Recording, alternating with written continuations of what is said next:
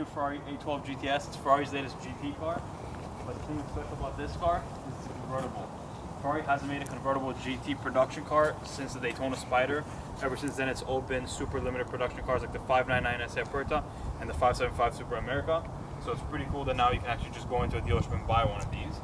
And also, in my opinion, this is probably the best looking Ferrari that came out in the last 20 to 30 years. Just the lines on this car, everything works so well with the big front engine V12 with the long hood. I think that just this car might be a perfect car, but let's go take it out for a drive and see what it's like.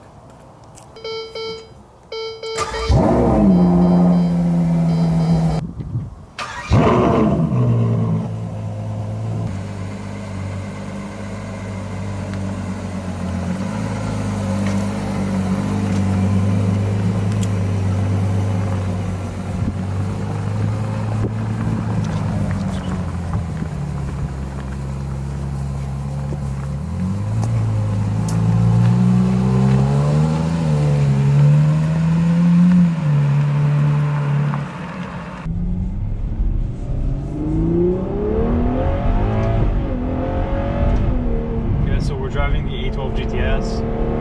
We had to put the roof up so the camera can actually get some good audio, otherwise there's a lot of wind. First thing you notice with this car is the noise. The V12, the Ferrari V12 is an iconic sound.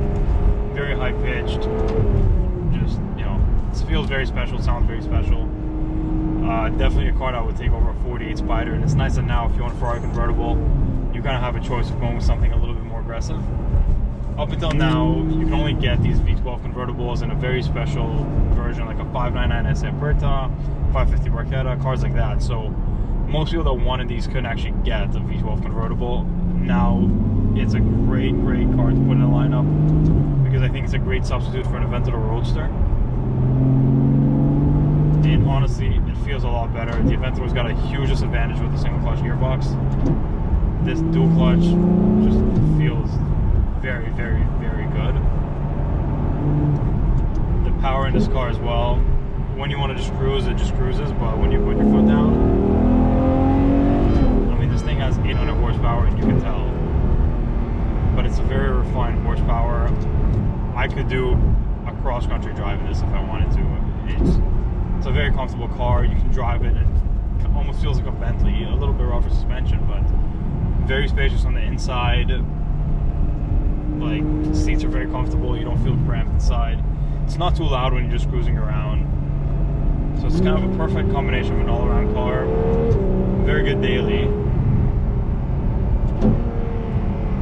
downshift again.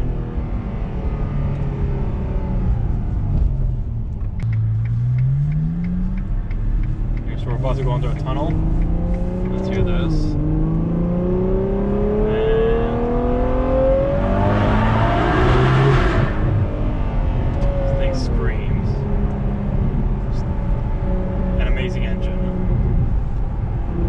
But yeah, I think this car is one of the best cars Ferrari's made in a long time. The look of this car with the convertible top, the fact that it's not a full convertible, it's more like a Targa type top. I think the shape with the lines and everything just makes it one of the best looking Ferraris in the last, 20, 30 years. It's a very functional car, easy to drive. It's because it's a full production car, you don't have to be too careful with it. You can kind of drive it and put kilometers on it and not really care. But yeah, I really like the new, it's still kind of the old design of Ferrari, it's not like the Roma yet.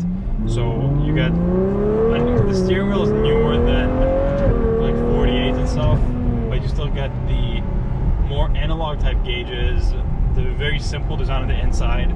I know the Roma's got the bigger screen and everything's kind of electric and it just looks a lot more futuristic. But I think this is going to age a lot better than the newer generation interior of Ferrari.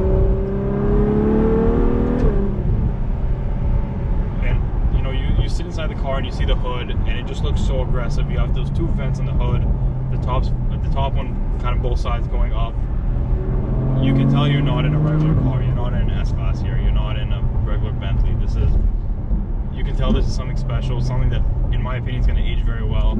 In 30-40 years we might look at this like a Daytona Spider, just one of the most beautiful Ferraris ever made. I think it's going to be an all-time classic. It's probably going to go down to at some point about 200,000.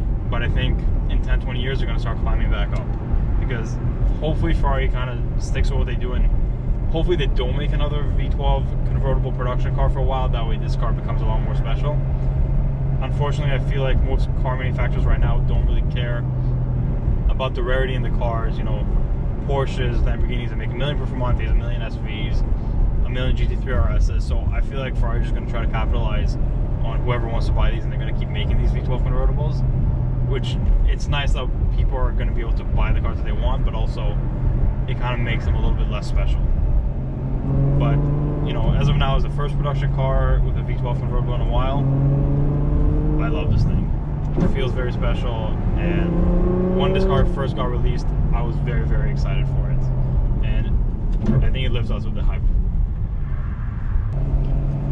So, quick specs in this car, just for anybody who doesn't know. It's a Ferrari A12, so the 8 stands for 800 horsepower, the 12 stands for a 12-cylinder. So 0 to 60 on this car for a rear-wheel drive car with that much power is 2.9 seconds, which is pretty surprising. They can actually put the power down off the line. Top speed is 211 miles an hour, which is about the same as all the other cars in this category. But yeah, I mean, this car is not supposed to be like a track car, something that just goes with the lowest numbers. This thing is more of a, again, like a cruiser. It's a GT car. I think the specs are kind of a secondary thing with this car. It's more of the feel, and yeah, like I said before, this car just feels very special. Honestly, I couldn't care less about the 0 to 60. I don't think this is a car you do 0 to 60 in, really. Just more of a highway type of car.